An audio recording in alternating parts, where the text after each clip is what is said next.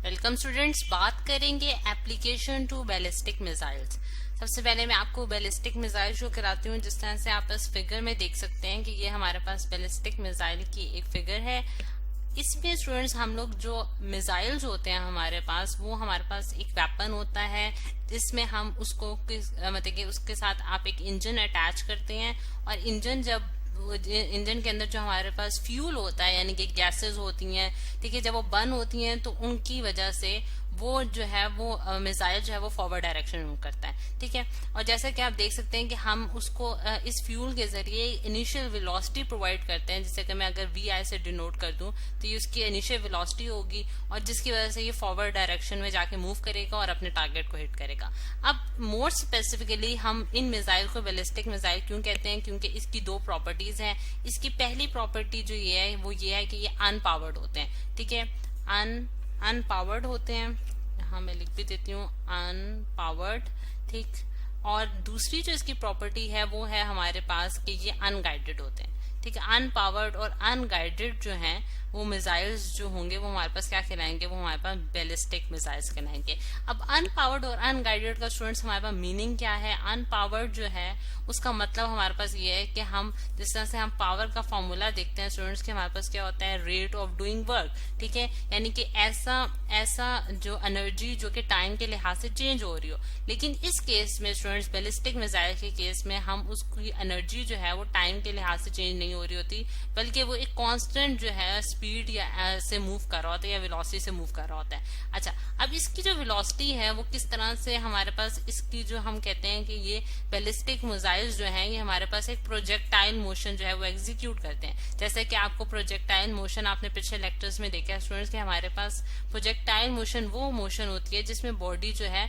वो 2 डायमेंशनल जो है मोशन एग्जीक्यूट करती है। जिस तरह से अगर मैं कहती हूँ कि एक्स वाई प्लेन में जो है मैं उसकी पोजीशन जो है वो देख सकती हूँ मूव होते हुए, और उसका जो पाथ वो फॉलो करते हैं वो हमारे पास क्या होता है, पैराबोलिक पाथ होता है, ठीक है। और उसको जो इनिशियल वेलोसिटी जो प्रोवाइड की जाती है स्टूडेंट्स वो हमारे पास क्या होती है, वी आई, जिसे हम डिनोट कर रहे होते हैं कि हमारे पास अगर हम किसी बॉडी को इनिशियल वेलोसिटी प्रोवाइड करें तो वो बोथ हॉरिजॉन्टल और वर्टिकल मोशन जो है वो उसके पास जो है वो एग्जीक्यूट कर रहे होंगे। और जो स्टूडेंट्स हमारे पास इस केस में यानी कि अगर बैलिस्टिक मिसाइल के केस में हम देखें तो जो हॉरिजॉन्टल डायरेक्शन में यानी कि ये जो डायरेक्शन में उसके ऊपर जो फोर्स लग रही है स्टूडेंट्स वो हमारे पास क्या है,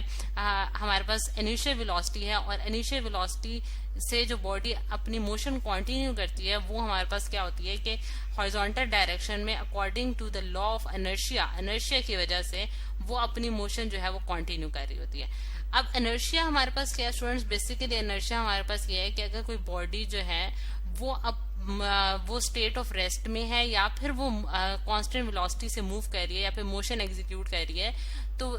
जिस प्रॉपर्टी के तहत वो अगर कोई उसके रास्ते में कोई एक्सटर्नल फोर्स आती है या फिर कोई ऐसी फोर्स आती है जो कि उसको रोकने की कोशिश करती है, तो जो रेजिस्टेंस बॉडी पोजेस करेगी उस पे, यानी कि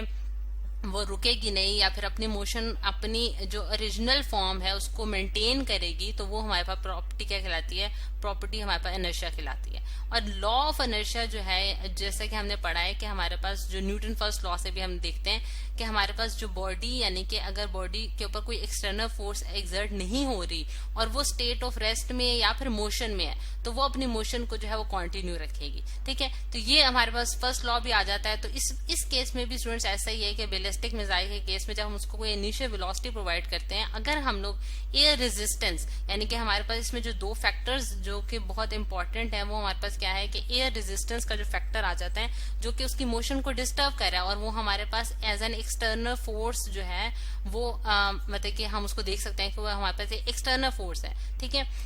अगर एयर रेजिस्टेंस के फैक्टर को हम निग्लेक्ट कर दें यानी कि एक ऐसा अगर हम ऐसी एम्प्टी स्पेस ले लें जहां बैलिस्टिक मिसाइल्स मूव कर रहे हैं, तो उस केस में जो है वो हमारे पास कोई एक्सटर्नल फोर्स जो है वो एक्सर्ट नहीं होगी, तो इसकी वजह से बॉडी जो है वो अपनी इनिशियल वेलोसिटी यानी कि वी आई वेलोसिटी के साथ यूनिफॉर्म मोशन जो है वो एग्जीक्यूट करती रहेगी। अब क्योंकि हम देखा कि इनिशियल वेलोसिटी की वजह से तो वो हॉरिजॉन्टल पाथ फॉलो कर रही थी, तो फिर उसकी जो मोशन है वो इस तरह से क्यों बन गई, यानी कि प्रोजेक्टाइल की तरह क्यों बन गई, या फिर आप कह सकते हैं पैराबोलिक पाथ उसने क्यों फॉलो कर लिया। तो उसकी जो रीजन है वो हमारे पास क्या है कि दूसरी जो इस पे फोर्स एक्ट कर रही है वो हमारे पास ग्रेविटेशनल ग्रेविटेशनल फोर्स है, यानी कि ग्रेविटी जो है वो उसको डाउनवर्ड डायरेक्शन में स्टूडेंट्स मूव करा रही होती है, जैसे कि उसको पुल कर रही है towards the centre of the earth. और जब वो उसको towards the centre of the earth move कराती है, मतलब कि खींचती है अपनी तरफ, तो जिसकी वजह से उसका पाथ जो है वो कर्व हो जाता है और वो जो है बिल्कुल एक पैराबोलिक पाथ बन जाता है, और फिर वो